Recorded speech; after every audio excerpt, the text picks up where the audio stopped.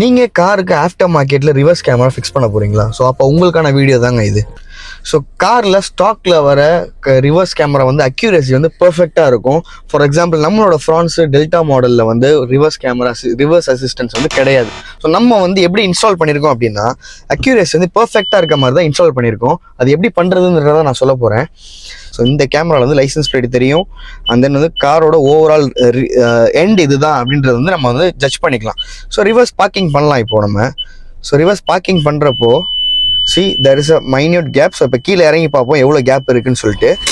நம்ம இந்த மாதிரி கேமரா இன்ஸ்டால் பண்ணுறப்போ பர்ஃபெக்டான கேப் வந்து நம்மளுக்கு வந்து ஜட்ஜ் பண்ணுறதுக்கு ஈஸியாக இருக்கும்.